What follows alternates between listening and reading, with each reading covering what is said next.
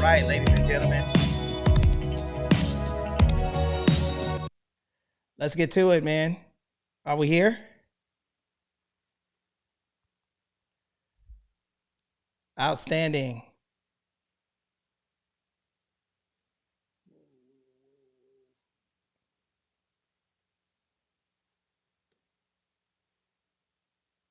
Good morning, ladies and gentlemen. 1 second, man. We got a little bit of technical difficulties. Can you guys hear me pretty well? Put a 1 in the chat if you guys could hear me pretty well. I am here. Super excited to be here with you guys. Okay.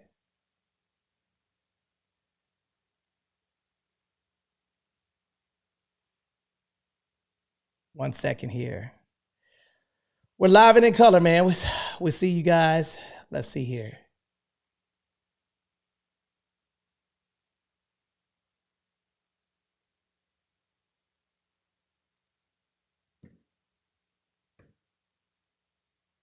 That's it right there, right?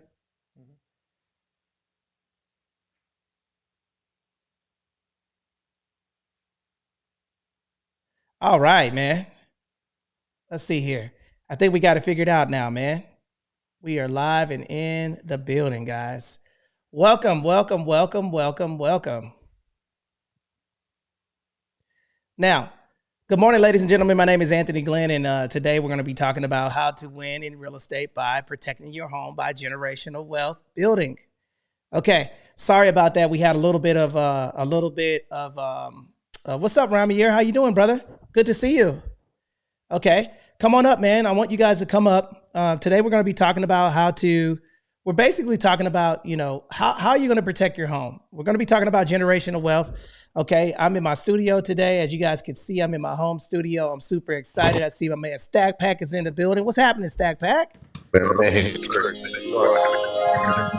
Tony, what you thought this was? Winning real estate. We about to win all over real estate. Generational wealth tips. Man, I'm about to ping this room up, Tony. I'm about to hop on the system. I'm about to blow it up with you, brother. You know what it is. Let's go. Outstanding, man. And I'm waiting I see Ian just came into the building. I'm going to make you guys moderators. Ian, are you a mod right now? Trying to make sure you're good to go. Okay. Welcome, welcome, welcome, welcome. Jay Massey, I got a couple of my friends in the building. What's up, man? Today, we're going to be talking about how to protect your home. We're going to be talking about generational wealth tools. Ping up, guys. I am live on YouTube, Twitter Spaces, Facebook, and everything else. And guys, I'm going to post my link at the top. Before we get started, I want to go over to my brother, Stack Pack. Can you tell the people who you are and what you do? And then Ian following. And we want to get started today. I am going to be telling you guys everything that you guys need to know to protect your wealth with trust. And we're also going to be talking about, okay, you buy a property, what's next? We're going to be talking about all of that stuff. So Stack Pack, can you let the people know who you are and what you do, my brother?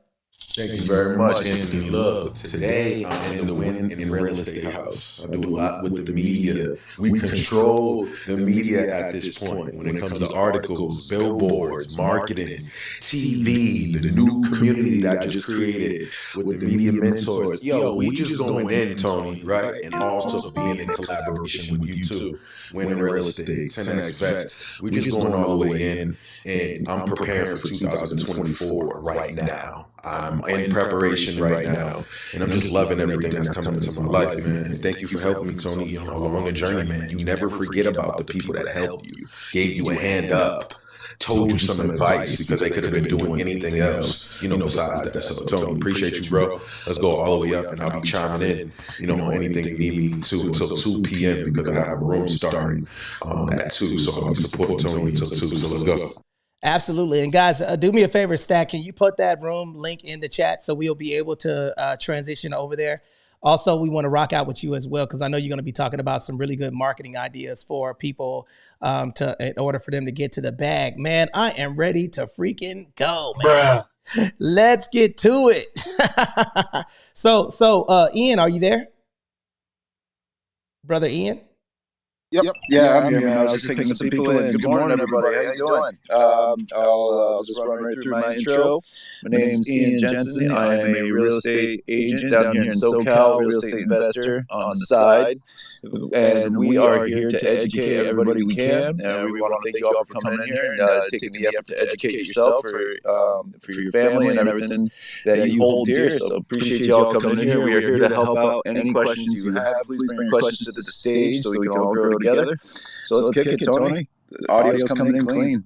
Okay. And guys, this is our first room coming off of our 10X Vets event that we had recently. And I appreciate and just so you guys know, we are live on YouTube as well. So Ian, if you could post that YouTube link at the top. And yeah, we're about to get to it, man. Somebody ping Sierra in here and Bruno so we can get the crew up in here. But here's what we're going to talk about. The first thing that we're going to do is we're going to talk about, a lot of people don't understand that there's a couple of things that we want to start with right now, and I'm going to get straight to it, okay? So typically when you buy your house, that's the quickest way that you guys can establish yourself, establish your generational wealth. Now, the reason why I tell people this is because if you guys own a property right now, put a 1 in the chat, okay? Because I want to get started right away. And I want to talk to you guys about some of the things that a lot of people are not looking at, right? They get the property, they live in the property. Then Jazzy, Malachi, Jermaine, I see you. Okay, I see you, Lachey. I see you guys participating in the chat. Now, here's what a lot of people have. They have money in their property and they don't know what to do with it, right? Now, let me play a scenario and I want to see if you guys can follow along about what I'm talking about. Let's just say that you guys decided that you purchased a property and then on the way home, you got in a car accident.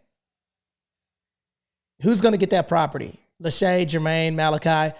How do you get that property? Who's going to get that property? Who's going to inherit that property? How they inherit it?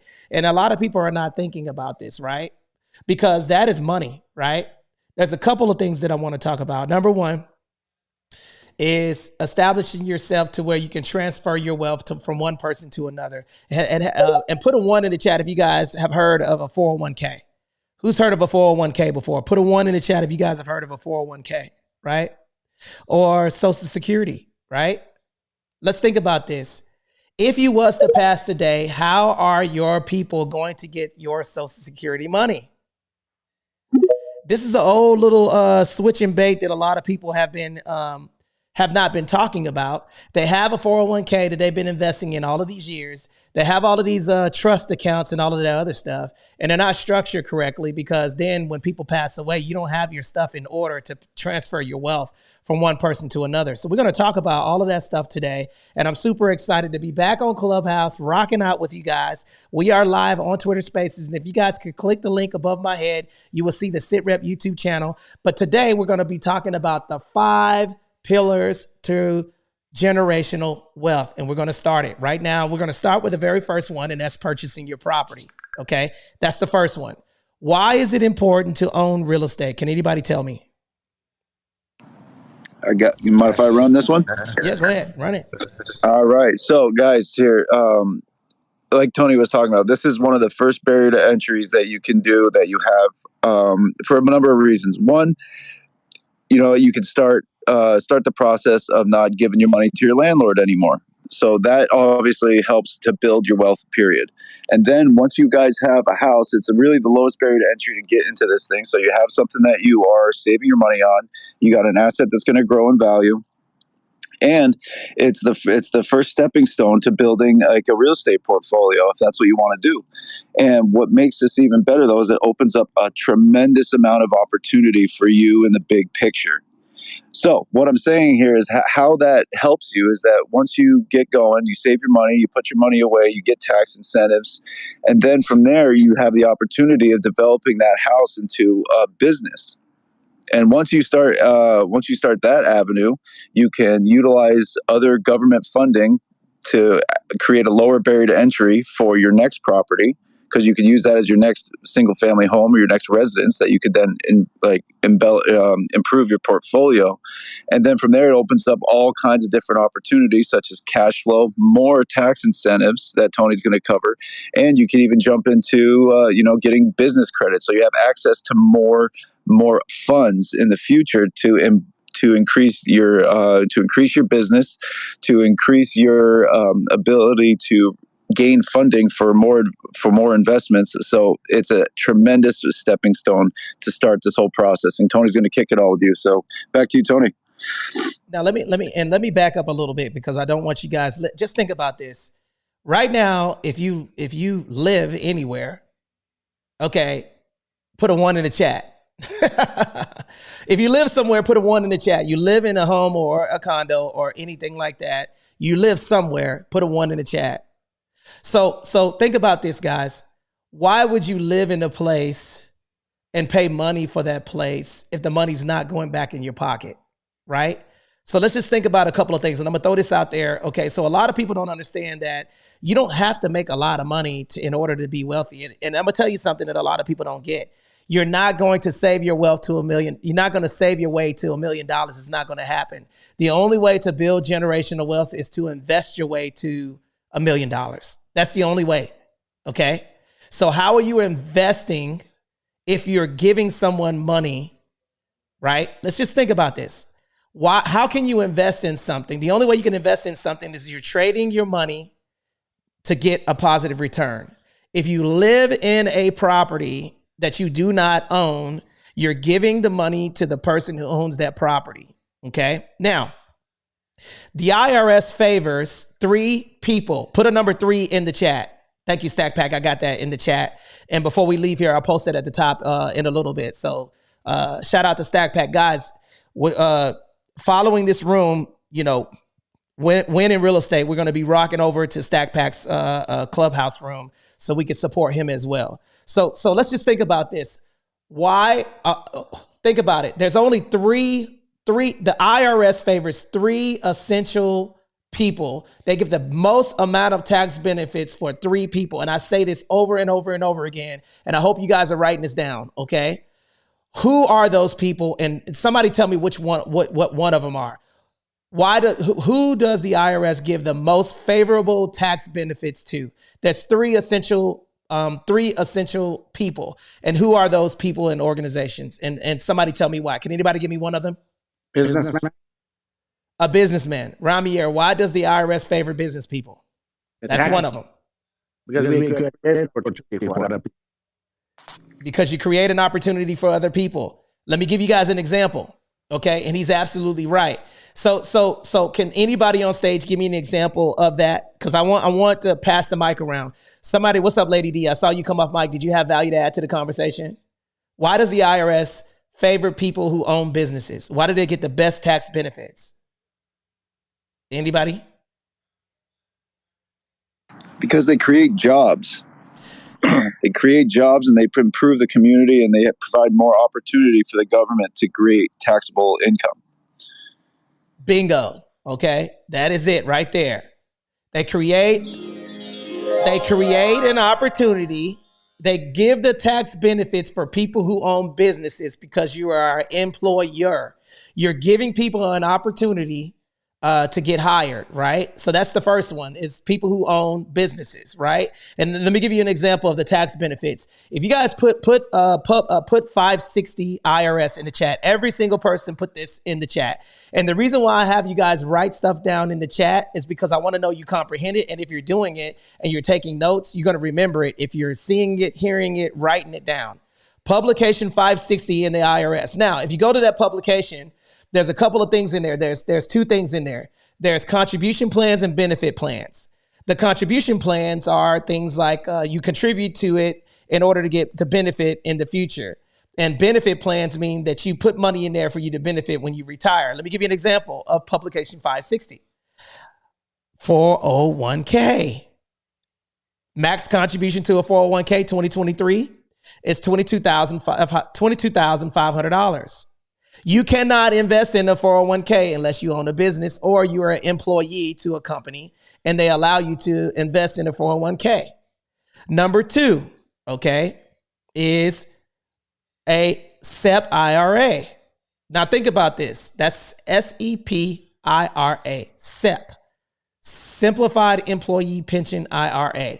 The max contribution to, that means the max amount of money that I can put in there tax deferred is $66,000. So I got $22,500, $66,000 with the SEP IRA that I can invest with. And then also a defined benefit plan, which is $265,000. You cannot invest in those three things unless you own a business. Now, what's the second one? Besides real estate, I don't know, gave the answer away, man. What's the second one? Okay, we got the business is number one. What's the second thing that the IRS favors that gives the most tax benefits from? And Claudianne, I see you on Clubhouse. Thank you for joining us. Okay, I'm gonna invite you on Twitter Spaces. Thank you for joining us. What is the second one? Investors. Real estate investors. Real estate investors. Real estate owners. Okay, you're absolutely correct. Lady D, can you give me an example of why the IRS favors people who own property? I'm gonna just guess maybe because of the real estate taxes that are associated with them. Hey, you cooking with fish grease, sister.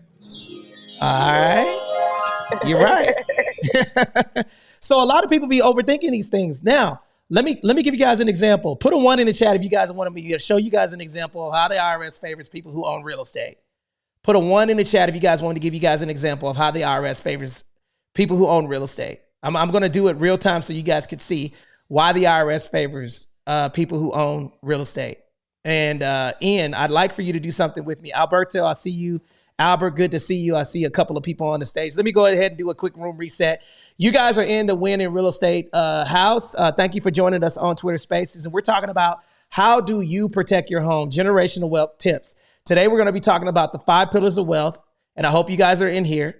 And I hope you guys are, we're live and in color on the SITREP YouTube channel. And then we're also on Clubhouse, Twitter, Facebook, and Christian Mingles, baby. No, I'm joking.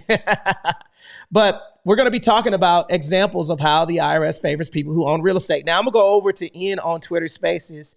Ian, can you give me an example of how the IRS favors a person who owns an investment property? Can you give me an example? Yes, sir. Okay, guys. So this is actually something that a lot of people sleep on, and it's what I call the golden goose, right? So the reason why real estate can create such an advantage for you guys is, and that's why the government incentivizes it, is because it creates a lot of taxes for municipalities, right? So that's the goal of the government, right? To create income so that way it can improve the life of all the different citizens. And one of the best ways that they help out you as a real estate owner is that you get what I was referring to as a golden goose, which is what's called depreciation. So okay, hold on. Put that in the chat. Put that in the chat. Depreciation. Now, does that sound good or bad for the people on stage? I mean, in popcorn style, does depreciation sound like it's good or bad? Sounds bad. Sounds like my house is going down. It sounds bad, right? Right. But let me explain why it's not as bad as you think. But go ahead, Ian. Go ahead. Jump in.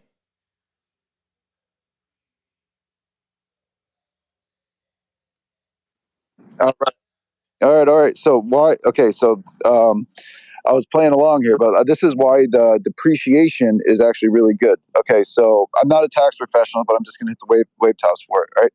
So the IRS recognizes that assets like decay over time.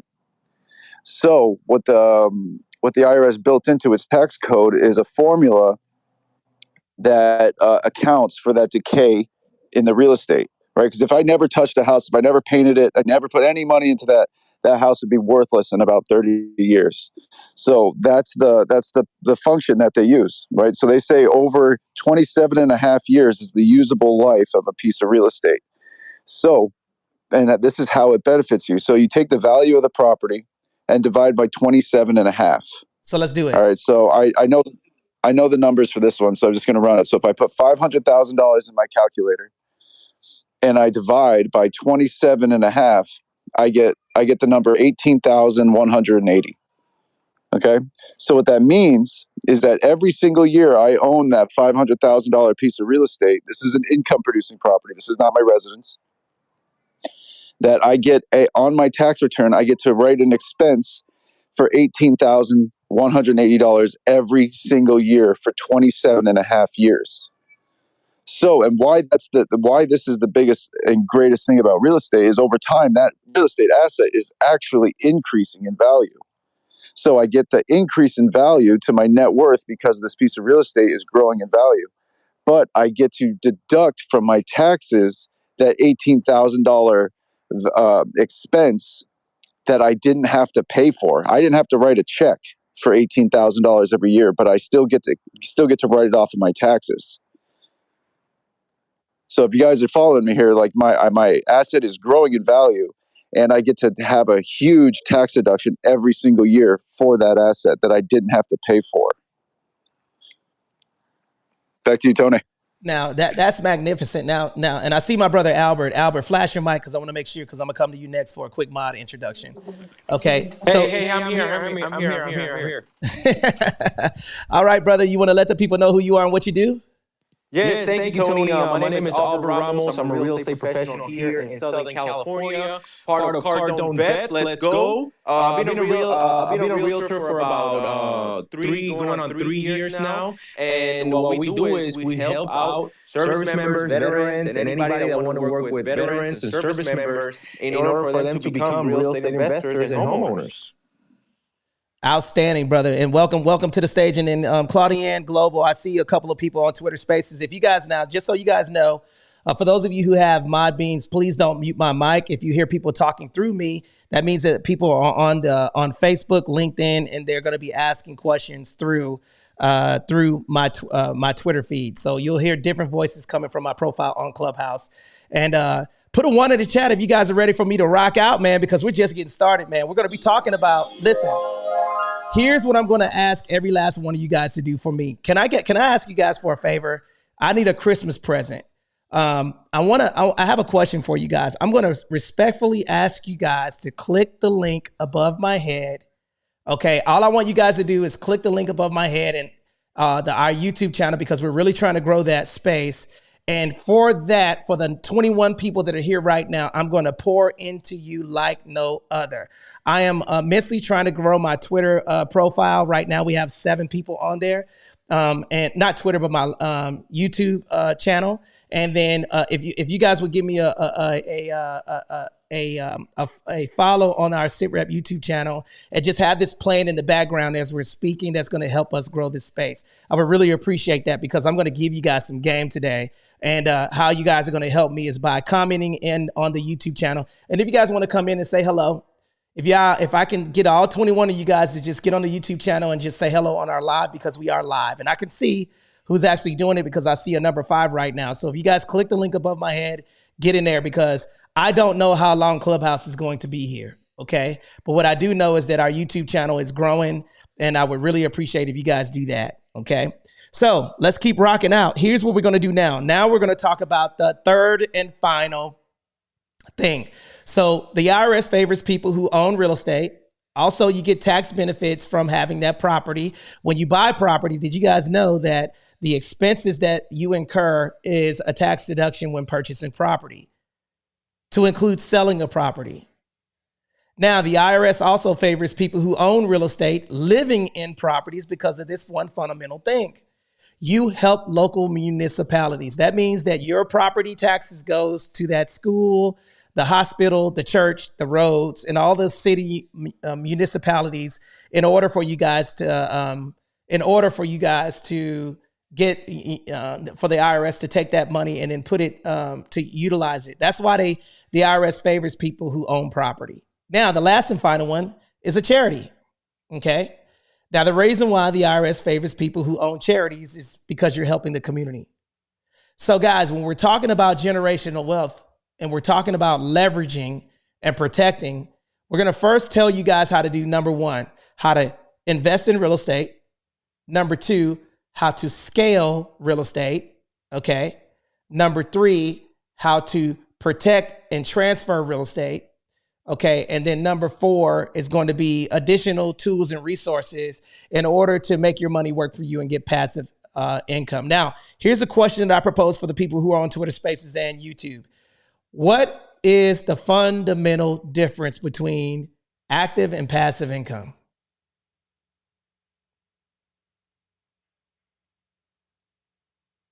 What's the difference? What's the difference between passive and active income?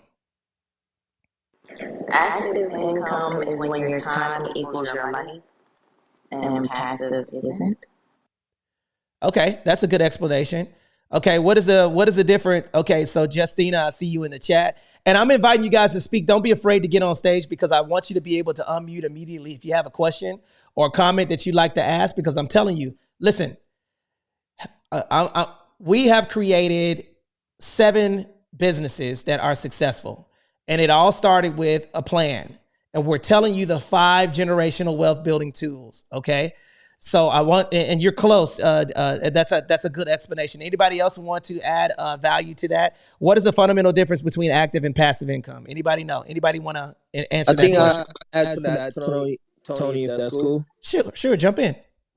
Yeah, so I think active income is earned through your direct efforts, like a salary from a job, something like that. And then passive income is something that's generated with minimal effort, such like investments and rental properties, like what we're talking about, and stuff like that. So that's a pretty good explanation. Anybody else want to add value to that? What's the fundamental difference? What's the difference between money that you have to work for and money that you invest? One of them pays you while you sleep. Bingo. That's what I was looking for. Okay. So the fundamental difference between active and passive income is, one, you have to activate yourself, you get the revenue, and then you have to, okay. So that means that you have to exchange your time in order to make the money. That's called active income. Okay. I'm activating myself to get the money. Passive income means that I don't have to do anything and I get a mailbox check. If you put a 1 in the chat if you want to have passive income, put a 2 in the chat if you want to have active income. Okay. Now, the reason why I'm asking you guys that is because this is the deal, guys. You can only, the problem with investing money. Listen to me. Okay. I want you guys to listen to what I'm saying. The fundamental problem that you're going to have with investing, with just investing your money, working and investing your money is what is the challenge? What's the challenge? I work, I make money, okay, and then I invest it. What is the con to just doing that? Can anybody tell me? You don't have any liquid money available? That's a good one. It's not liquid. What else? Come on, y'all. I'm challenging you to think, man. And the reason why I'm doing this is because I don't want to just give you the answer because you're not going to understand it. But I'm challenging you guys to think, what is the fundamental problem with me just investing my money in stocks? Giving y'all a hint. If you die today, can you invest in the stock market? No, you can't. So your money stops when you pass away. The limitation to you investing money is that when you invest money into the stock market, okay, you're limited to what that investment goes to. So if I invest in Google stock, I have to make money to invest money. Okay. So my money can only grow to the amount of what I invest. You understand that? So that means that when I'm done, and people don't look at the pros and cons. Yes, it's great for you guys to invest in the stock market, 401ks, and do all of that stuff. But number one, it's not liquid. That means that you can't just immediately take it out. And then number 2, you're only limited to whatever that investment that you put in goes to.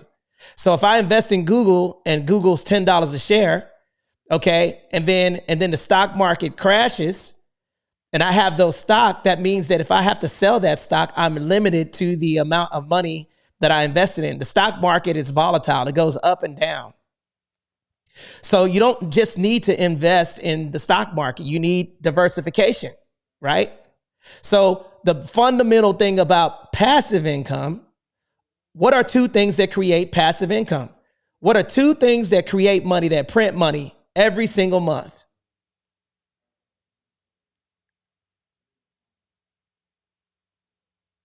Come on, y'all. I know y'all like, damn, I don't know. What is two assets that print money? One of them is a business, and the other one is real estate. You create a business, okay? You create a business, and royalties, that's another one too, right? You create a business, or you create a patent or something like that, that's creating a business. Let's just say you created Clubhouse and you copyrighted Clubhouse, or you patent Clubhouse, or you created a mouse pad, right? And then you have creative royalties to you trademark, patent, or copyrighted something. And then people are utilizing your likeness, and then you get royalties from that. Like an artist, right? I create a record, the record is hot, right? The SITREP record goes triple platinum. All right, you know what I'm saying? Okay, and then people are utilizing my likeness in order to make money, okay? The only thing that creates money, that prints money for you, is a business that you create, because when you pass away, that business is Michael Jackson still getting money? Yes. James Brown still getting money? Yes. Are the Beatles still getting money? Yes. You have to create something and protect it so people that continues to print money. The only two things that's going to be able to do that for you is, number one, is going to be a piece of real estate, because as long as somebody in there is going to print money. And number two, creating a business structure like a corporate structure that's going to be able to print money for you. Like right now, if I create the SITREP YouTube channel and I copyright this and I have content that lives on, and then I start to monetize off of this, as long as the SITREP YouTube channel is there and I'm monetized, that means that it's going to continue to print money infinitely. It's evergreen. Everybody put that word in the chat. Evergreen. Evergreen. Does anybody know what evergreen means? Man, y'all with me? We awake? Evergreen is something that's always profitable. That is correct. That means that it will continue to print money infinitely. So if I was to die today, that means that I would still own real estate. And if I die today, I would still own a business. Okay. So now, before we move on, who has questions on stage? Because we got about 6 people on Twitter Spaces, and we currently have 46 people here right now. Anybody have any questions or comments to add to the conversation?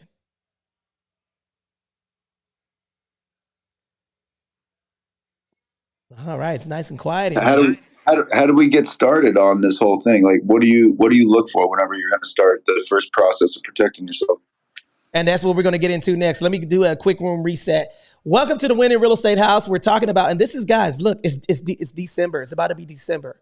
The reason why we're doing this stuff is, listen, you cannot, if you went to sleep, if you're in December and you've been coming into this space, put a 2 in the chat if you've been on Clubhouse or even Twitter Spaces. If you've been on Clubhouse or Twitter longer than a year, for 12 months you've been in this space. And I see Nick, Clary, Regina, Miss Mega, AK, thank you for joining us. Okay, if you have been in this space for a year and you're still in the same place, then it's time to set a goal for January 1st, 2024. You cannot expect to get better results if you continue to do the same thing. So right now we're going to be talking about the 5 generational wealth building. We're going to be talking about the 5 generational wealth pillars. I already gave you guys 2 of them, real estate and a corporate structure. Okay. And then the third one will be your investment accounts. Okay. So those are 3 of the wheels, and we're going to unlock that. Now, let's see. We got Sierra. Sierra, you want to tell the people who you are and what you do? How you doing, Sierra? Hello, good morning, everyone. My name is Sierra Taylor. I am a real estate professional on the team here in Southern California. I am also a board member for our nonprofit. I'm a veteran, I'm a mom, and I'm also an accountant by trade. I've been with the team going on 2 years now, and that's who I am. Welcome, Sierra. Can we say welcome to Sierra? Can we all on stage come on off mic and say welcome, Sierra? On the count of 3, 1, 2, 3. Welcome, Sierra. Welcome, Sierra. Welcome, Sierra. Welcome to the stage. And I hope you're having a magnificent day. And I see my brother Bruno is on stage. Bruno, you want to let the people know who you are and what you do, my brother? Oh yeah, my name is Bruno, and I need a throat lozenge. He might be busy right now. Bruno always hoarse, man. I'll be right back, bro. I'll be back in a bit. Yeah. My brother Bruno is in the building. He's coming back, man. And I see Nick. Nick, how you doing, man? Welcome to the stage. How are you doing today, Nick? Tony, what's up, brother? How you doing, man? Peace and love to the space. Man, good to hear from you. What do you think about today's topics that we're discussing? I love it, man. I love the topic. How do you protect your home, generational wealth tips? I think we got to end here on a good note. What do you think, Tony? I think it'll be good, man. I really think that it's important for us to put information out there so people could win. Now, what question would you like to ask? What is something that you know that you need to do going into 2024? What's something that you know beyond a reasonable doubt that you need to work on? And how can we help you get there? Well, I'd say for me, I'm just a beginner in the real estate space, but I guess kind of a broad question. What's the best way to get started? I know it's kind of broad, but I know it's kind of like a beginner question. But what's the best way to kind of get your feet wet in the industry, would you say? That's a good.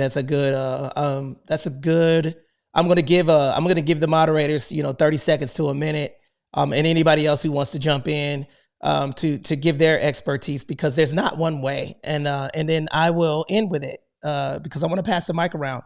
That's a great question. What is a good way to get started in real estate? Okay, so who wants to go first? The mic is open. I can jump in on that one right away. Sure. And then I'll pass it on. Okay, so I'm coming in on Twitter. Sorry, by name, I didn't see where. But I got one for you, sir, though. Do you own your own house now? Yes, I do. Well, boom, man, you're already there. You're already in it.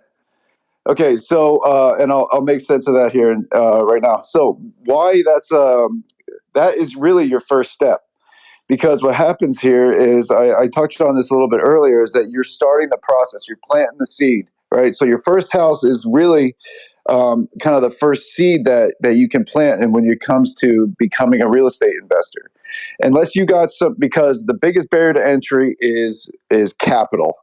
Right. And there's a couple different ways you can find the capital, but, until you get your feet wet and you have, you get some baseline knowledge of it, capital is kind of hard to come by. So you have to try to do what you can to generate it yourself. And if your residence is the best way to do it, because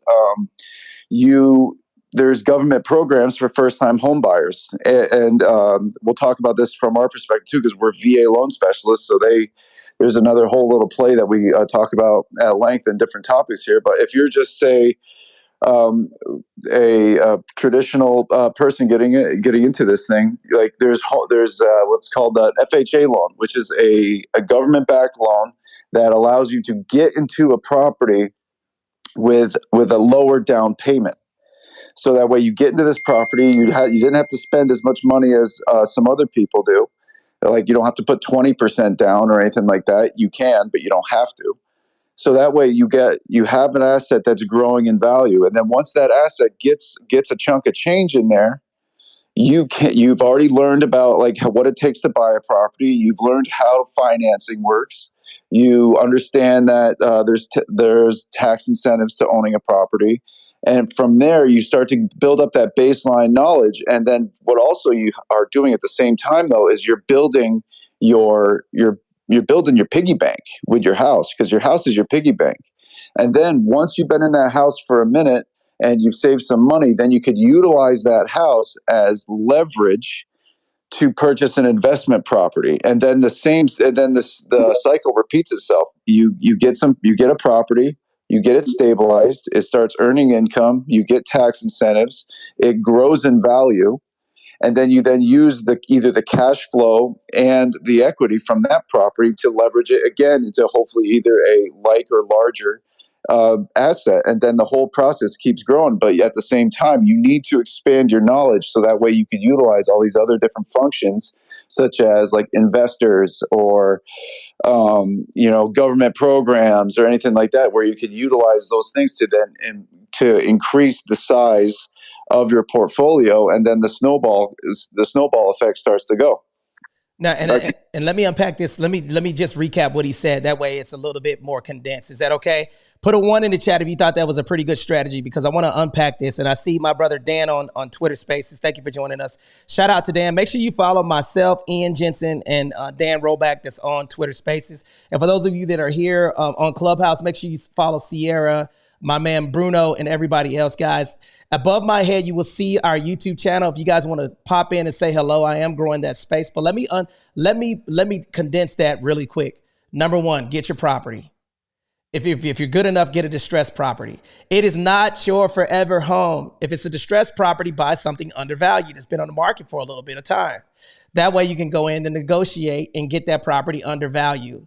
Then once you get in that property, you can leverage that property. This is what I would do. Get the property. What's the next step? Immediately, everybody on stage, unmute your mic and say immediately, right now. Immediately. Expeditiously. Immediately. Put it in a trust. Okay? Immediately. You put it in the trust. That's number 2. Number 3, you start your strategy where I'm going to start looking at other opportunities as the equity position grows.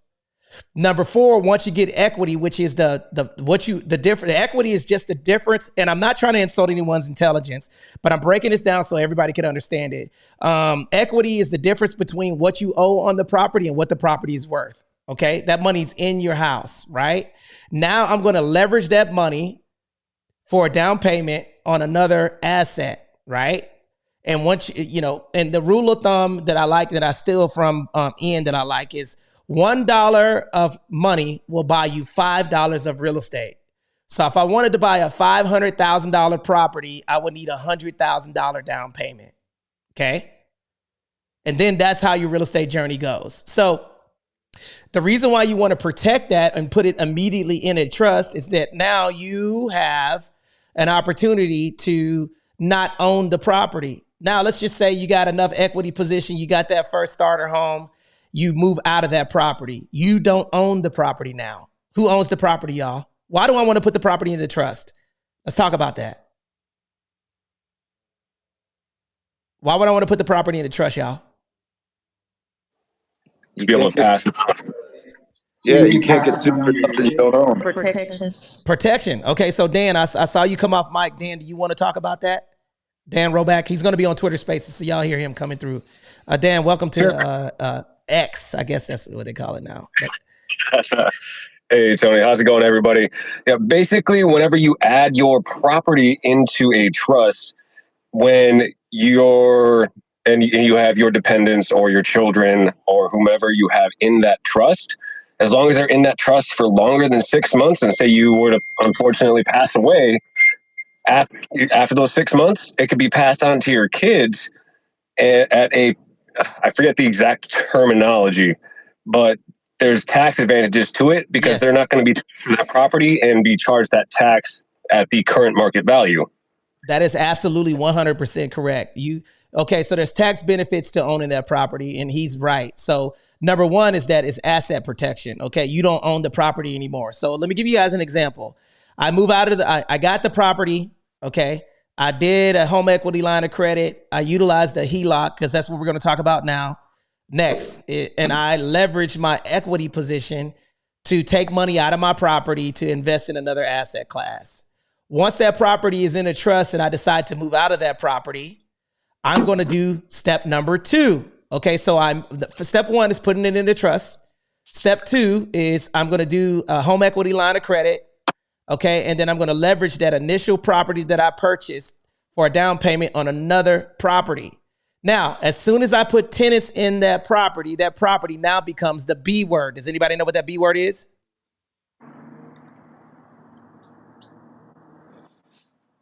Business. Hey, it now becomes a business. So now that I have a business, it probably would be step 3, which is to do what? I need to go and establish a corporate what? Entity. A corporate entity. Why would I want to start a corporate entity? to separate yourself from the to separate you from the You're right. You're right. to separate yourself. You're Yeah. right. And Lady D, I'm glad that you're participating, because listen, I don't care what you know. We want you to leave here with some tangible items and nuggets to where you guys could understand what it is. You're absolutely right. Because I don't want the tenant calling me. Okay? The property's in the trust, so I don't own it anymore. The trust owns it. I create the limited liability company so the tenants pay the LLC versus me. So now I have a company that's building what? Business what? If I got money coming into a LLC and I take my limited liability company documentation to a bank, I now can get business what? Revenue. Credit. Business credit. Business credit. And the bank's gonna, everybody put 3 C's in the chat. And for those of you who are on Twitter Spaces, I want y'all to put retweet 3 spaces. The chat feature down at the bottom right-hand corner of Twitter Spaces. I hope you guys are picking up what I'm putting down, because I'm cooking right now. Because you guys have actually followed the instructions and clicked the link above my head, and you guys are helping us grow our YouTube space, okay? I'm going to help you guys, show you guys what it took me years and years to do, step by step, on how to protect your stuff. And we're going to break it down for you guys. So I appreciate you guys doing that. And then for those of you who are just now joining us, we're going to be talking about the 5 pillars of generational wealth. And we're going to be explaining why it is important to structure these things in these steps. Okay. So let's recap. Step 1, buy a property. Step 2, put it in the trust. Step 3, start looking at building equity in your property. Once you get equity position, you're going to do a HELOC, home equity line of credit, or cash out refinance. Okay. And I'll tell you the difference. Step 4, create the limited liability company. Step 5, take the LLC paperwork to the bank and open up a business checking, saving, and a personal account. Step 6, once you create and put the tenants in the property, you're going to have the property manager pay the LLC. Now, I'm going to pause right there. Why do I want Nick? Am I helping you out, Nick? Is this helping you at all? I want to make sure Nick got his answer. I think Nick just popped out. But put a 1 in the chat if you guys are understanding what we're talking about. I want to make sure you guys are picking up what we're talking about. Nick came back as soon as you said his name, Tony. Okay. So Nick, is this helping you out, brother? Yes, my bad, brother. I got a phone call. That's why I hopped out. Oh, no problem. Okay. So I wanted to make sure you got your answer. So, you know, what I would do for you is I would start thinking about, okay, what is going to be the next step? I'm going to be looking at my secondary purchase, and I'm going to put a timeline behind it. I'm sorry about that. I'm on, okay. I'm sorry. I'm on, somebody just tried to call me. So you're going to be putting a timeline together on looking at your next asset class, whether it be single family homes or, whether it be single family homes or a multi-unit. Okay. Right now you need to create a plan, and we're going to help you do that. I'm going to put this number in the chat, 385-8211. If you guys want those steps, okay, text win to this number, and then we'll give you the steps that we're talking about in Clubhouse right now. 760-385-8211. We'll give you those 5 generational wealth building tools, and then we'll also give you the step-by-step process on what we're going to be giving you guys today. Okay. So Nick, I got you. And HK, we already have your information. Just text win to that number right now, and we'll give you these steps. Okay. Now, why do I want to take that limited liability company paperwork to the bank? To open up a business checking account. Business checking account. Why do I want to do that? To keep your assets secure. Keep your assets separate. That's good. And then also you're going to build the 3 C's. Everybody put 3 C's in the chat right now. Everybody retweet 3 C's in the chat. If you're on Facebook or Instagram, Twitter, put 3 C's in the chat right now. Okay. 3 C's. Credit, collateral, and capital. That is the secret formula that the banks need in order to give you funding. You have credit because you're establishing a business line of credit. The bank, if they see money coming in every first from your rental property, they're going to want to extend credit to you. Collateral. If you own property, what is the two collateral pieces that you have? The piece of real estate, and your collateral is also the limited liability company. Banks like to lend. They'll lend a company money before. It's easier for them to lend a company a business line of credit than it is individual. Okay?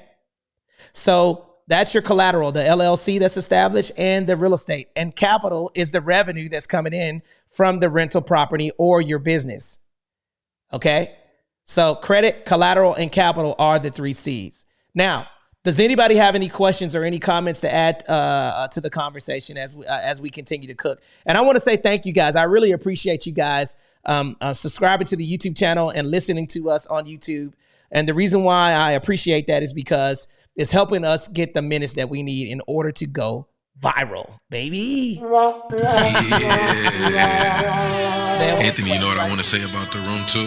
Yes. It's where you come to get the gems. Like if y'all are not applying the gems that you're getting here and applying it to real life, then I don't know what you're doing, right? It's countless gems that Tony has taught me, the community coming into, you know, the rooms I go into and just pouring into the people. If you don't know where the way is, I'm pretty sure, you know, Tony's around. If I'm around Bruno, Sierra, Nick, right? We know somebody that's gonna know somebody will point you in the right direction. And I just love the fact that you always got the gems and people are able to, you know, apply and pick them up. You know what I'm saying? So gratitude, winning real estate. Let's go, baby. I love it. And then guys, listen, I'm telling you, share the information. Does anybody have any other advice for Nick? How do you get started in real estate? Where do you start at? Okay. So we talked about establishing, you know, your homestead. That's a great way to get started in real estate. What will be another way? What's another easy way? Sierra, I see you off mic. Go ahead, jump in.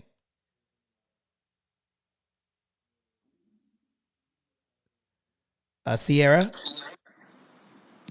Anybody else want to jump in and give some advice? You can partner with people. Partnerships, okay.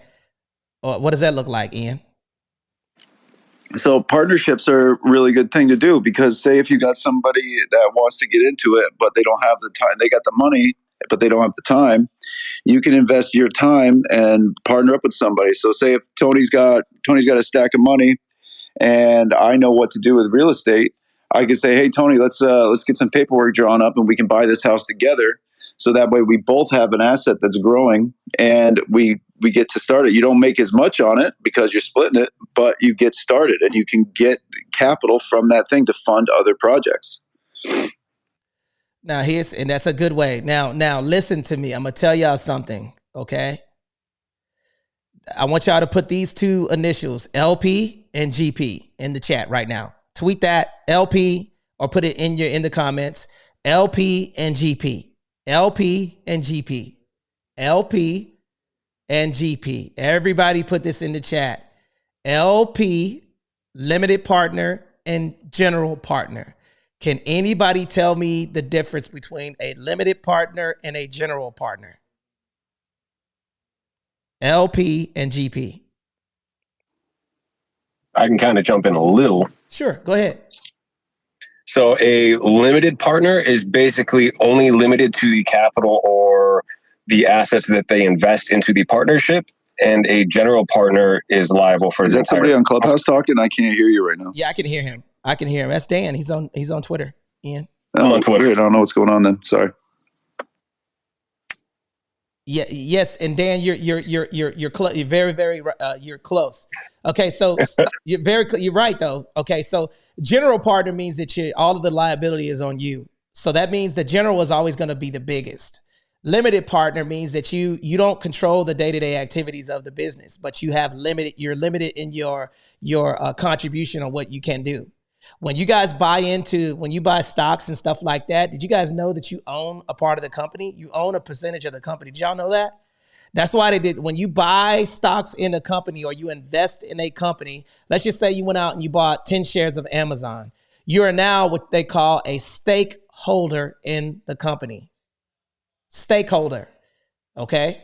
So that means that you are limited in your ability because you're not a majority owner in the company, but they do have to invite you to business meetings and all types of other stuff. So limited essentially means that you are not financially responsible for the day-to-day activities that goes on in the business, but you get the benefit from the growth of the company. And general partner means that the legal aspects of the business and all of the financial stuff is the burden is on you. That's the fundamental difference. Okay. So both of them have pros and cons, but here's something I'm going to tell you guys. If you're going to do a partnership with someone, listen, a matter of fact, let me do a quick room reset, guys. If you guys want to know, okay, some the essential things that you need in your partnership, put a 1 in the chat, because I don't want to go down this rabbit hole if you guys are not interested in talking about this, because this is high level stuff, and I'm giving it to you for free. So if you guys want to know that, I want you to either tweet a 1 in the chat or on Clubhouse, put a 1 in the chat if you guys want to know the essential things that you guys need in the partnership, because I want to know if you want to know it. If you don't want to know it, I'm not going to talk about it. And we'll just talk about the 5 generational wealth tips. Okay, I want to know if you guys want to know it before I give it to you. Okay, I see. Let's see. Please share. Okay, all right. Okay, number 1, you're going to need a operating agreement. So right now, for those of you who are on Twitter Spaces and on Clubhouse, put operating agreement in the chat. Operating agreement. Now, Ian, can you explain what a operating agreement is? All right, yeah. So operating agreement. So this is something that you set up. It's a legal document, and it states who is in control of what and who has how do I want to say this? It's basically saying what responsibilities lie with which person. So that way, if there's ever any kind of legal dispute in the future, you can it lays everything out there of whose responsibility was it to manage the business and whose responsibility was it to just be a silent partner, or who has authorization to do a particular thing. So it just lays out all the rules and guidelines within that business of who the people are that are in this business and who has control of it. If I could write on to say like I'm the CEO of this business, and I can make all the decisions. And this person is just a partner who receives a share of the profits. And you could write down what those shares are. It just lays out all the different guidelines of ownership and control of that business. Now, so HK, are you here? Miss Velez, Kalila, are you here? I'm here. Okay. Can I ask you guys to do me a favor? HK, what I would like for you to do is I want you to Google what is a arbitration clause. That's number 2, arbitration clause. And Kalila, can you Google what is a operating agreement and read the textbook definition? Just let me know. Just say I got it, and then I want you guys to read it. And the reason why I'm asking you guys to do this is because while you're here on stage, I want people to not hear it from me. I want you guys to Google what it is for me. Can y'all do that for me if you don't mind? No problem. Thank you very much. Okay. So just let me know when you guys got it. Just say you can interrupt me at any time. And for those of you who are on Twitter Spaces, okay, the operating agreement is very, very, very, very important. Let me tell you what's in it first. It's going to be the organizational formation. Okay. This is a section that includes the details in the formation of an LLC, name, location, purpose, date, and form. Now I'll tell you where to get the operating agreement too. Member contributions. Okay, go ahead, jump in. So this is directly from the SBA.gov, and it says what is an operating agreement. An operating agreement is a key document used by LLCs because it outlines the business's financial and functional decisions, including rules, regulations, and provisions. The purpose of the document is to govern the internal operations of the business in a way that suits the specific needs of the business owners. Once the document is signed by the members of the limited liability company, it acts as an official contract binding them to its terms. Oh, wait. Back up there. Back up and read that last sentence for me. Yes, sir. Once the document is signed by the members of the LLC, it acts as an official contract binding them to its terms. Now, official and binding. That sounds like accountability to me. Put a 1 in the chat or tweet a number 1 if you think accountability is important when structuring a business. Okay. So I'm looking at my operating agreement right now for one of my companies. It has section 1, organization and formation. Section 2, members and contributions. Section 3, allocation of profit and losses. Section 4, management structure. Section 5, voting rights. Decision-making process, including voting rights and procedures for major decisions. You want that in your company. Section 6, transfer of membership interest. Section 7, dissolution. Section 8, meetings. Section 9, buy and sell provisions. And Section 10 is rights and responsibilities. This is important when you structure your business, guys. So when you guys get your LLC, ask for an operating agreement from whoever is structuring it, and then you have a foundation. HK, go ahead. Now, that's the second one is going to be go ahead, HK, read the definition.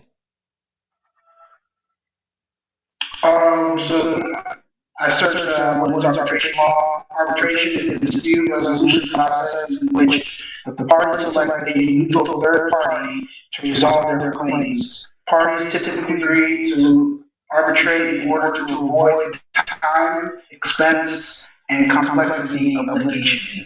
Bang, bingo. So any event that you got an issue within your company and you have multiple people in the company, because LLC has members and S Corp has shareholders. So if there's a dispute in the company, you want an arbitration clause so they don't take you to court. Because if you get lawyers involved, what is it going to cost?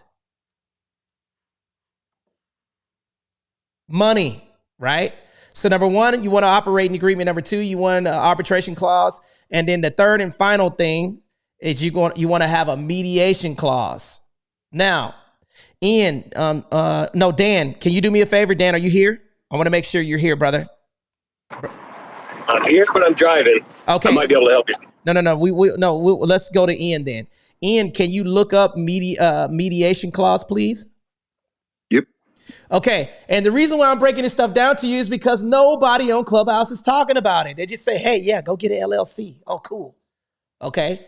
And then you don't know what to do with it. Okay.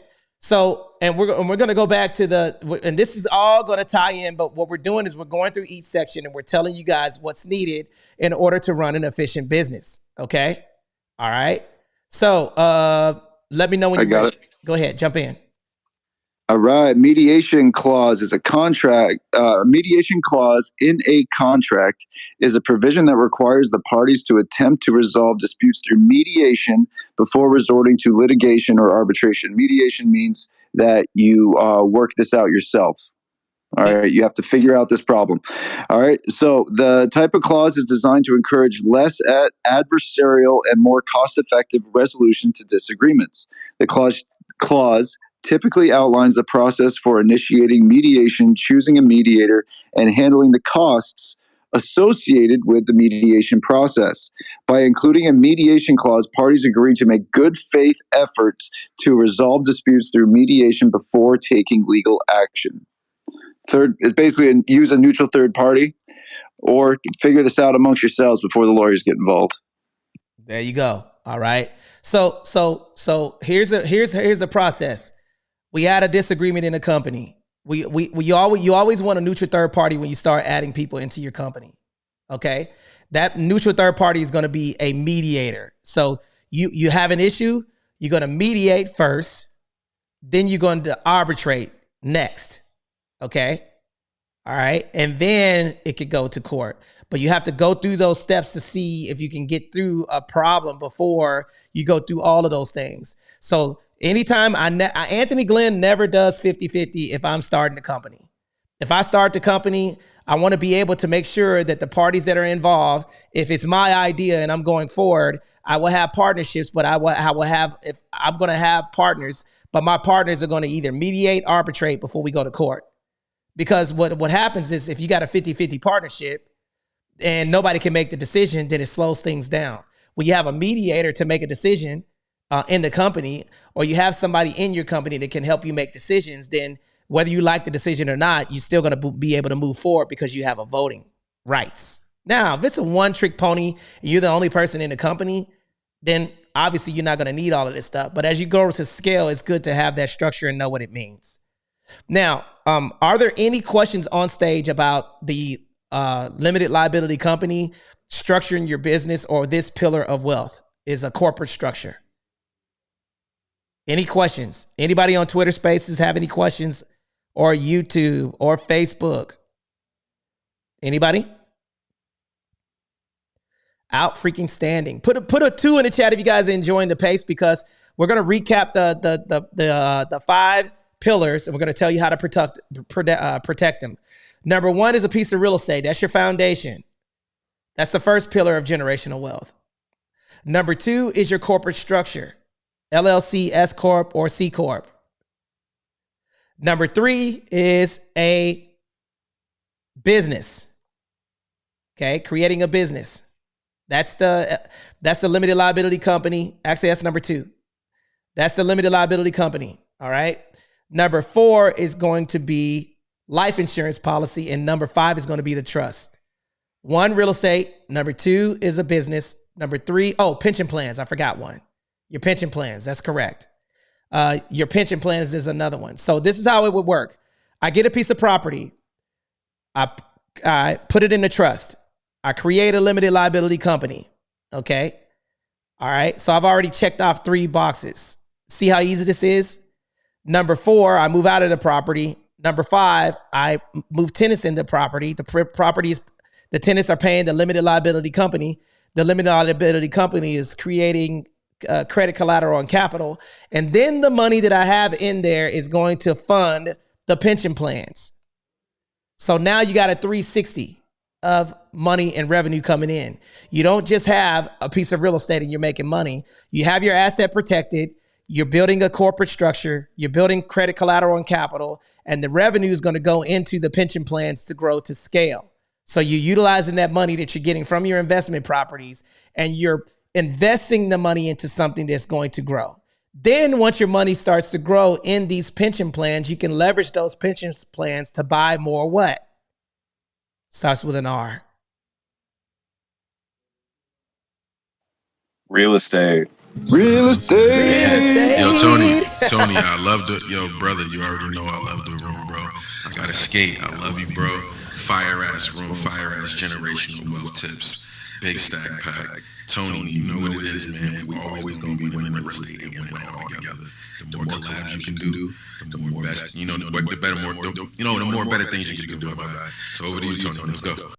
Okay, thanks Stack Pack for joining us, and we're gonna pull up here in a minute to your room because we got a couple of more. We're gonna open it up for questioning. Who has questions on stage or on Twitter Spaces or value to add to the conversation? Okay, we recapped the 5 pillars of generational wealth. Okay, and I'll recap them once again. What are the 5? Somebody now. I want to see if you guys are picking up what I'm putting down. What's the first one?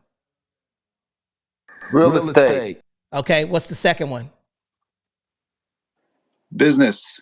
Business. Okay, now that you established the business of the corporate structure, what's next? Establish pension plans. Establish the pension plans, because the business and the real estate is going to fund the pension plans to invest so you can grow the money that you make. What's the fourth one? Life insurance policy. Okay. And then the 5th one is protect it all with a trust. Okay. Let me do a quick room reset.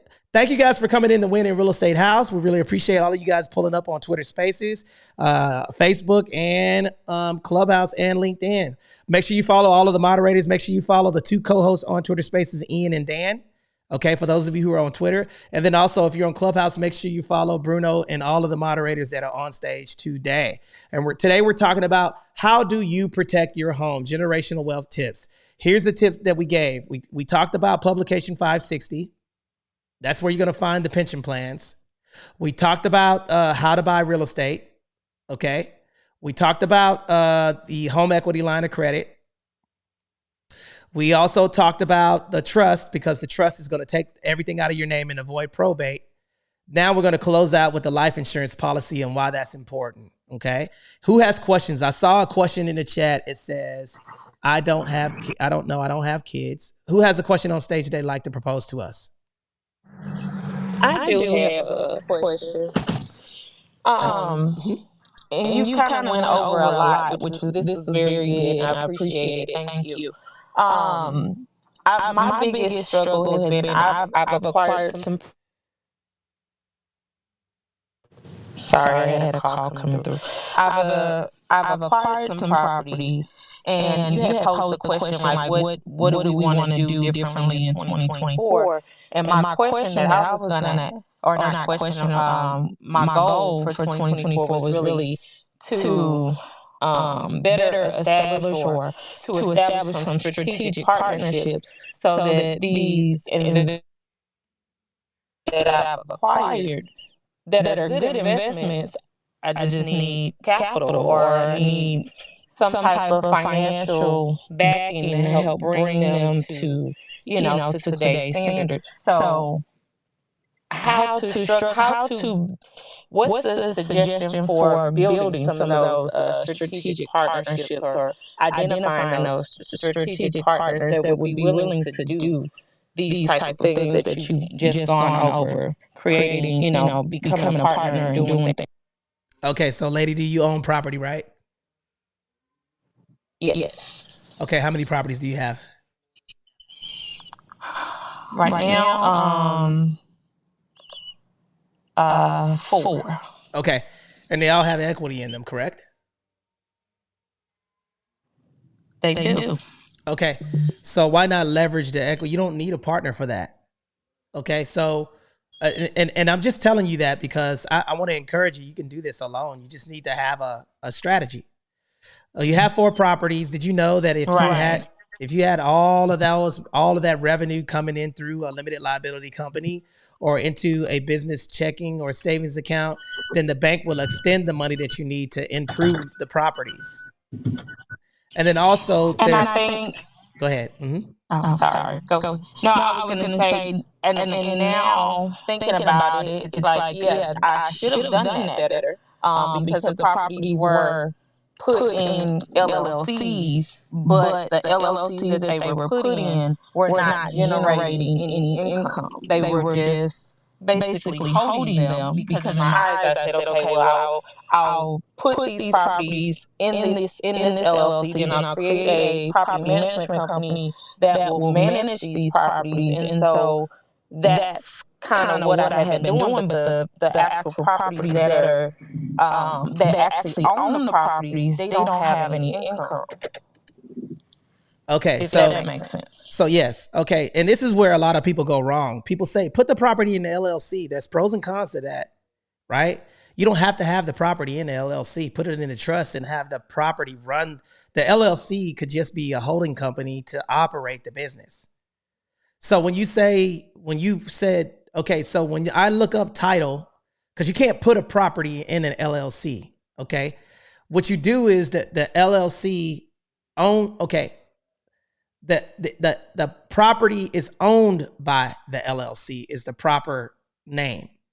You can only put a property in a trust. Is this making sense? So when people say, I put the property in the LLC, that's actually, there a lot of people say that, but the terminology, that means that the limited liability company, when I look up who owns it, it won't say Tony Glenn, it'll say Tony LLC. That means that Tony LLC owns the property. Right. So there's a couple of things that you can do. If those properties, now when you say they're not generating income, tell me the flow of the money that comes in when you get money from the tenants in the property. Tell me where it goes.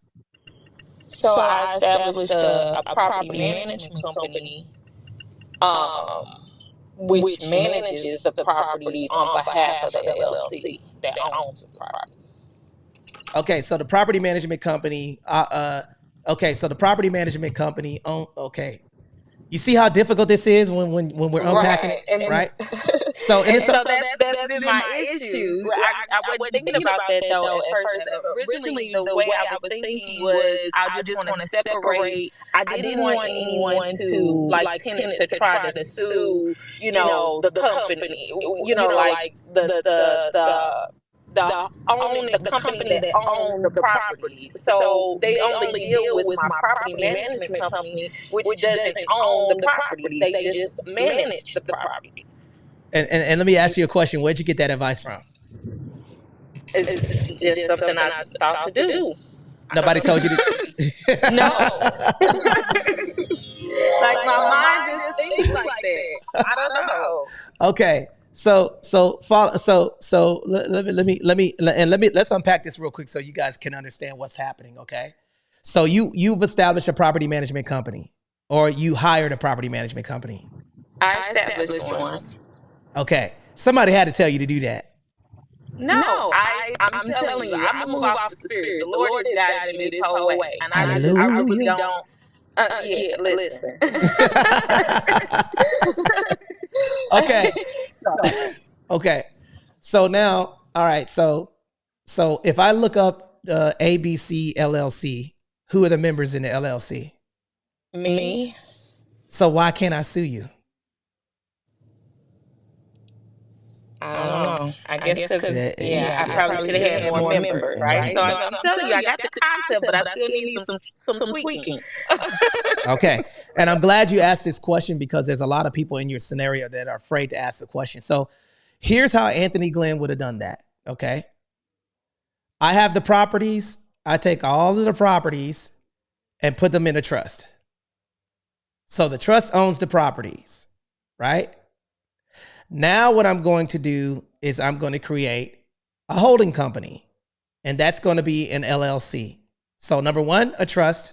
So just imagine right now, I want you guys to draw right now, everybody. If you guys put a 1 in the chat, if you guys want me to break this down of how I would do it, put a 2 in the chat if you don't give a damn and you're ready for me to shut down the room, because I'm gonna rock out right now. Okay.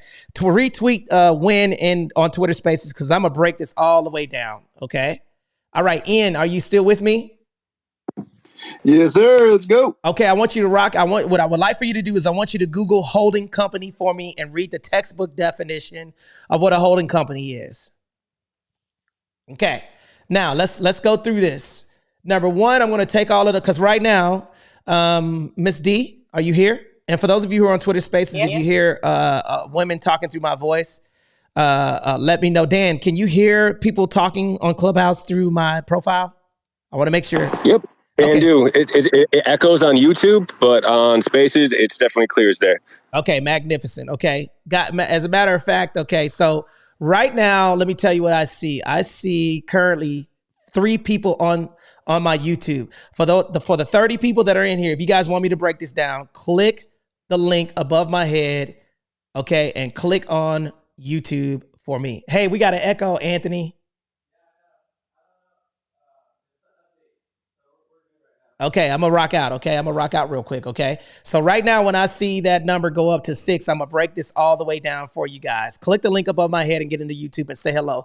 All I'm gonna ask is I want at least 6 comments on my YouTube channel, so I know that you guys are on there. Click the link above my head, and I'm gonna break this all the way down. Above Twitter Spaces, click that link, and then when I see that number go up to 6, then I'm gonna rock out. But here's what is the definition? If you're ready. Rock out. Go ahead. All right, sir. A holding company is an entity designed primarily to own shares in other companies, referred to as a subsidiary. Its main goal is not to produce goods or services, but to manage, control, and oversee operations of its subsidiaries. This allows for centralized... Pause right there.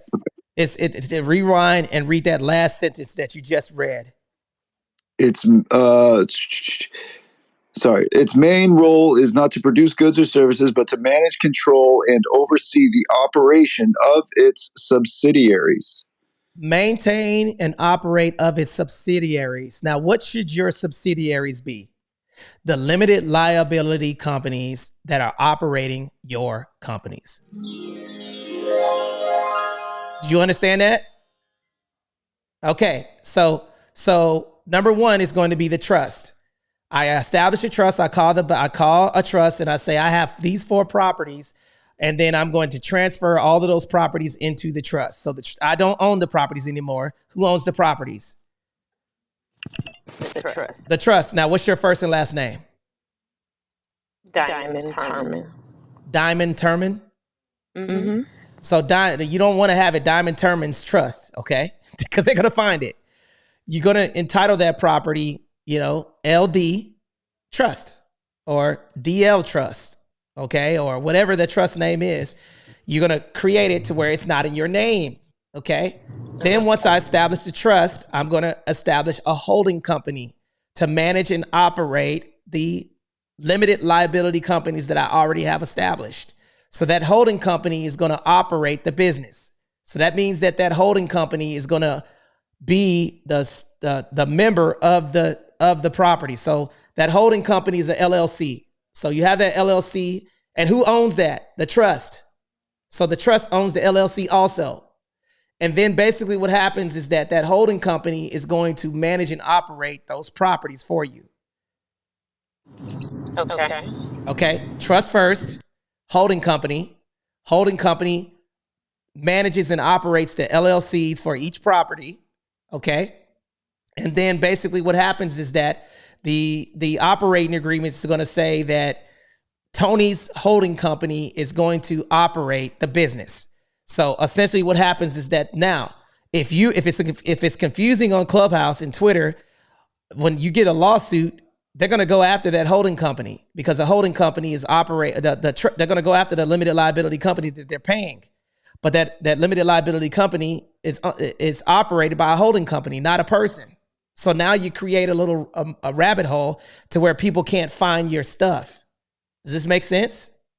Now, in the event that you die, Diamond, if you pass away today, who owns the property right now? Right. My LLC owns it right now, and I'm the only member. So Bingo. then there would be a problem. It's going to be a problem because now in that LLC, the LLC owns the property. You got 4 corporate structures that own that property, but you don't have any documentation. And then once you pass away, then they're looking for the limited liability company. They pull the onion back and they see that Diamond owns it and you're deceased. So now guess what your properties are going to have to go through? It starts with a P. Probate. And that is actually the only thing that has saved me with one of my properties. Well, it's in my mother and I had a daycare together. That property is in our daycare's name. But I'm a member of it. Me and my mother was a member, but my mother passed last year. So that's the only thing that has saved me with this property is the fact that I was a member of the company. Because otherwise, that would be going through probate. And still, you had to go through a legal process to prove that you had rights to that asset. Now, here's the reason why you want to have everything separate though, okay? You don't want to have a daycare and a piece of real estate in the same business unless and the reason why you don't want to have that is because if you have a rental property in the same LLC as a daycare, if something happens at the daycare, now whatever revenue that you have coming in from that, both businesses is subject to probate or litigation.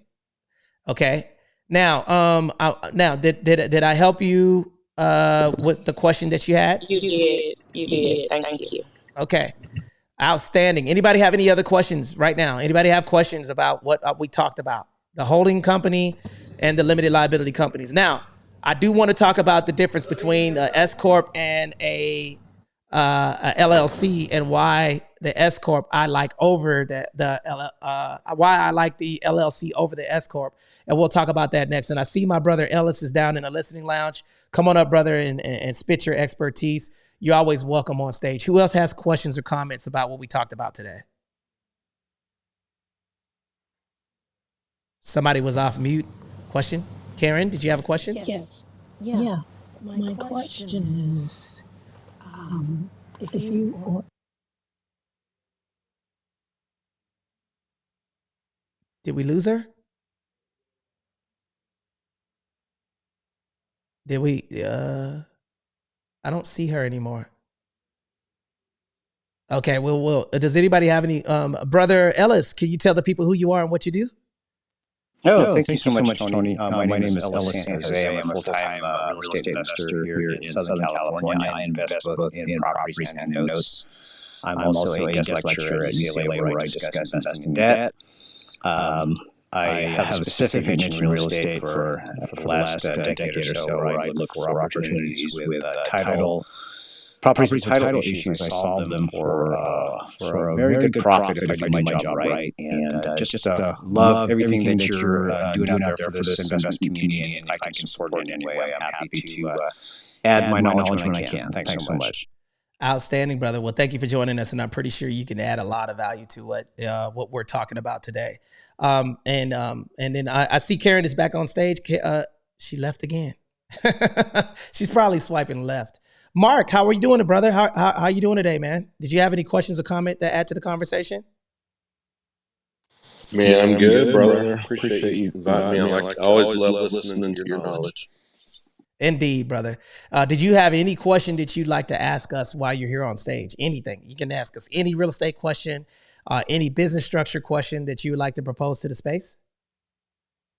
Well, as far as the trust, would you recommend putting your personal homestead in a trust?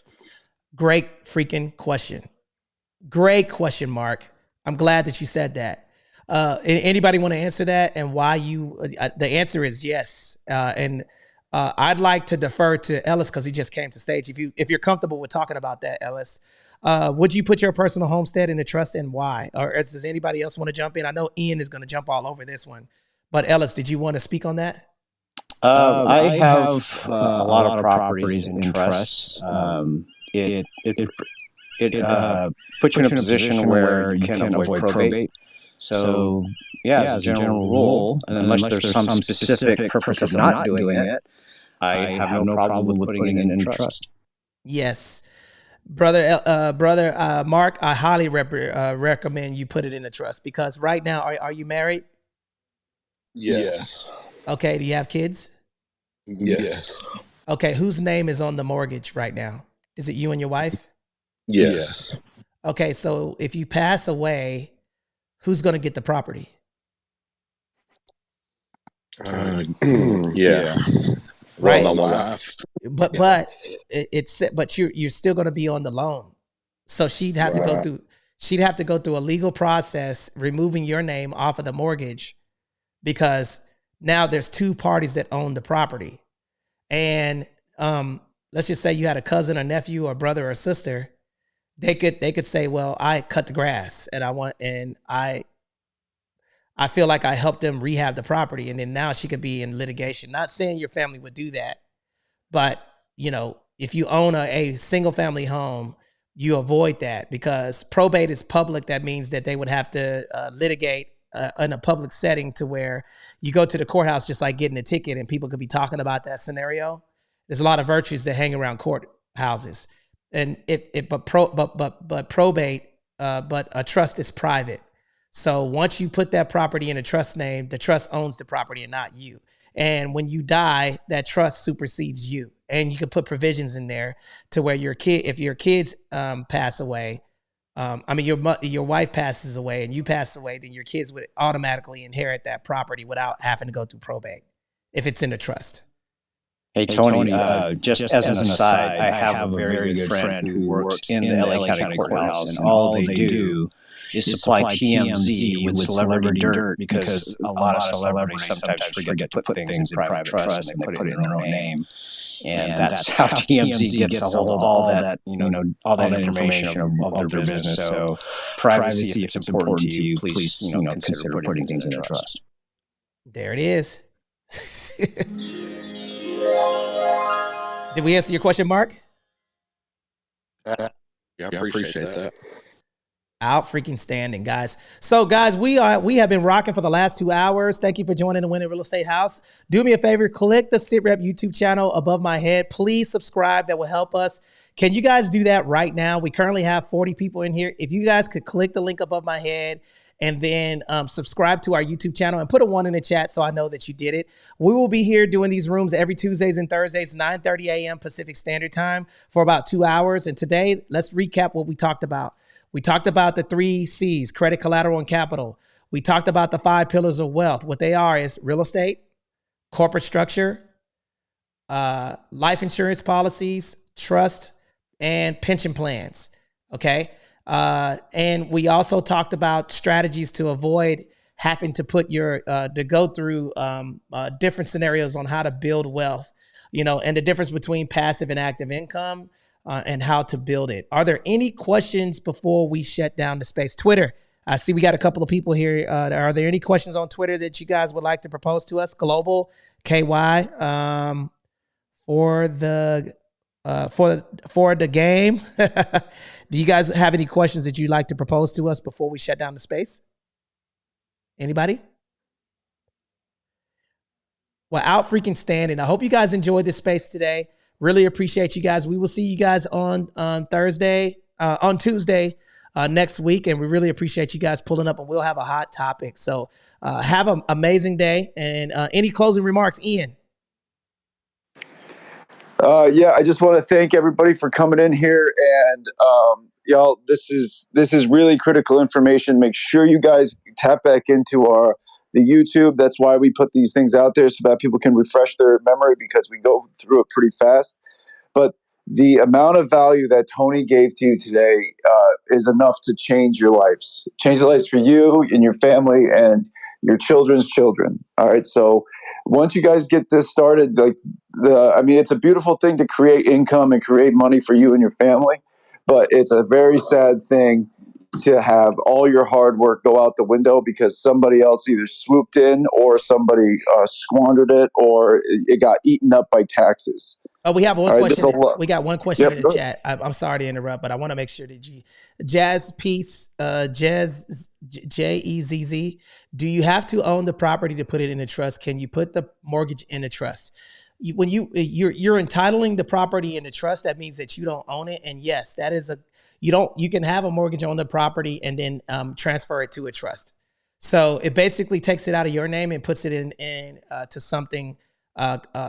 It'll be in the trust name. That way you don't own it. And then within that trust, basically you can put provisions on how you want your asset to be inherited and distributed. Okay. So I wanted to make sure that you got that answer. And then also there was another question in the chat. What is the difference between a LTD and an LLC? LTD is limited, and it's kind of similar, but usually limited LTD is UK terms. Okay. Limited partnership, we do have those here, but LTD is essentially it's commonly used in the UK. It's not really used in the United States. The liability is to the shareholders. That's the fundamental difference between a LTD and a LLC. LLC has members and a LTD has shareholders. That's the difference. Okay. And it's usually the structure of an LTD is privately held companies, and an LLC can be public. That's the answer to that. But I wanted to make sure that we got those questions. Ian, you can go ahead and wrap up, brother. And then Dan, make sure you follow Dan Robach on Twitter Spaces. Also, Ian Jensen on Twitter. They are on Twitter Spaces, so make sure you give them a follow. And then, guys, we will have this room on Tuesday, 9:30 a.m. Pacific Standard Time. Now, this is not legal advice. You are to do your own due diligence. We're only giving you this information for informational purposes only. So make sure that you check with a tax professional before you take any legal advice from us. We're just giving you, this is for entertainment and informational purposes only. You are to do your own due diligence, but we are wanting to point you in the right direction on how to look this stuff up. Claire Stubblefield, did you have a question in the chat? Any other question or comments? All right, Ian, take us out, brother. All right, everybody. Thank you very much for coming in here to the room and pouring into your brains, right? The guys got a lot of fantastic information. Make sure you go back and check us out on YouTube. We got some of these other, all these other topics that we've discussed in the past. It's a great opportunity for you to educate yourself and take more notes if that's your style. This education that Tony just gave you is priceless. All right. It has personally changed my own life just by taking the good advice that he gave you all today and just putting it to work. Start small, go slow, be diligent, and you will be in a better situation than you are right now. All right. The opportunity to utilize wealth and real estate and business structures and all this stuff is what will make the biggest difference when it comes to the longevity of the hard work that you put in to create opportunity for your families and those you care about. All right. So make sure you guys are putting this to work, and make sure you follow us on all the different medias so that way you have access. And we are always here to dive in and help you out personally. So just make sure you're tapping in and get all the opportunity to learn as much as you can. We hold these classes every Tuesday and Thursday in the Win in Real Estate group. And then on Wednesdays, we guest host in the Mortgage Syndicate, where we have where we go off and talk on that platform, which is another outstanding platform to be able to enrich yourself. So we want to thank you all again for coming in here and making a difference and supporting our cause. And I'm going to hand it off back to Tony to take us out. Outstanding, guys. Have an amazing day on purpose, and we'll see you guys on Tuesday.